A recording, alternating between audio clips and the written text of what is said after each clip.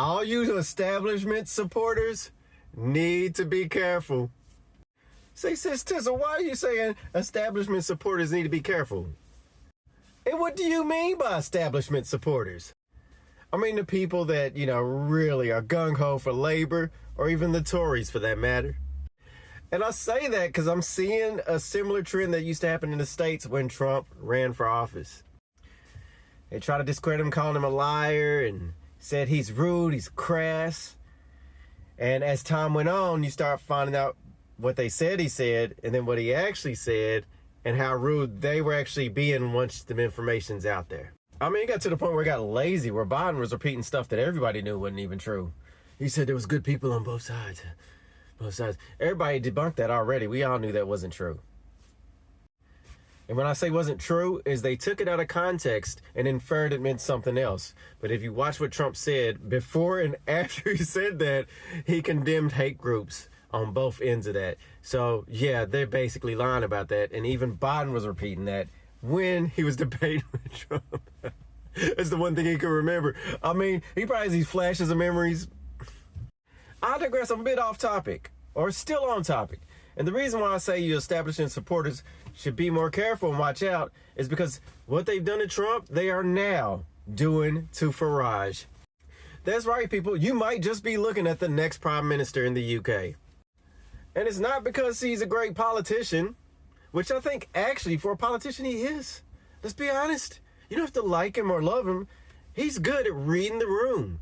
He's good at looking at what's going on and relaying his message against what the message is from the other parties. He's just really fantastic at that. You gotta give him credit. And I'm hearing the same things. They're calling him a liar, saying he's just making stuff up, which is kind of the same thing. Saying he's racist. All these things they said about Trump, they're saying about him. And that actually brought attention to me to make me want to watch what he's saying.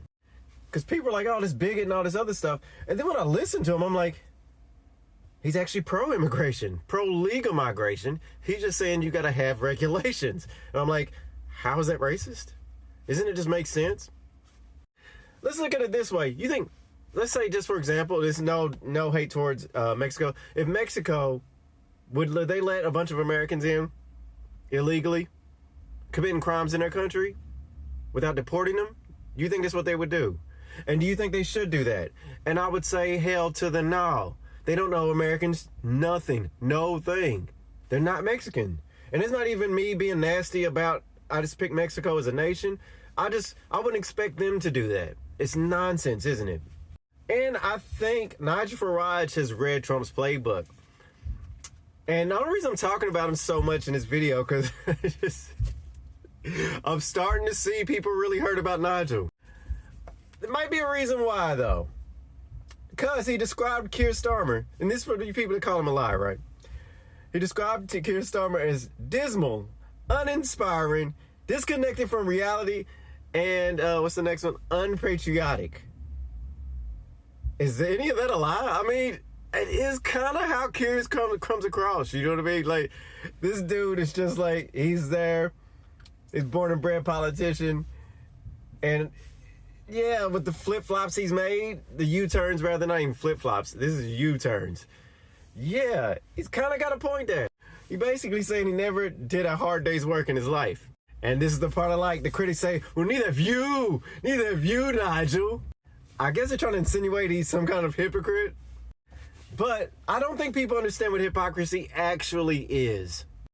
Hypocrisy is you can do the thing and tell somebody else that the thing is bad to do. That's actually not hypocrisy. What would make it hypocritical is if you tell someone not to do the thing, but you know it's beneficial and you're lying about it. That would be hypocrisy. See, there's an element of, I guess, deception when it comes to heart. Like you're lying about something. You benefit from something, but you're telling people to do the opposite. You know what I mean? That's the difference. Because if someone smoked 20 years and they told somebody not to smoke, let's say a 15-year-old, how would they be a hypocrite? They would only be a hypocrite if smoking was really beneficial, right? And that's what hypocrisy is. So I think that's what they're trying to say with Nigel, but it's not actually what's going on. See, Keir is just trying to act like he's something he's not. Nigel's never said he was hard-working class person. He's never said that. He's just looked at pragmatic things. He's just always been a pragmatic person from my purview of him, from what I see when he speaks. He also said labor is aping. I was like, what does aping even mean? But basically saying that labor's copying their policies. That's true though, isn't it? That's how the U-turn concept came up, because labor saw it getting popular with what Reform was saying, and then they literally copied what Reform was saying. Just saying. Now, he didn't just leave it for labor. He attacked the Tories too. Being that apparently Badenoch is unpopular, and Rob Generic, I think. Is it generic or generic? I'm going to say generic, because generic, because I doubt it's generic. Rob Generic is basically... He said Nigel said he looked like he's on Ozempic, and looks like he's got like these new set of teeth that don't fit in his mouth. Now, I'm paraphrasing, but I thought it was hilarious. Isn't that some Trump-like stuff? It's like, oh, Nigel's got his ad hominems. That's not exactly true. Though he does partake in ad hominem attacks, he does have a clear vision that he communicates very well.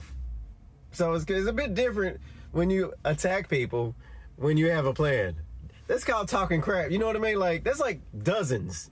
If you don't know what dozens is, look it up. You know what I mean? That's more of what that's like.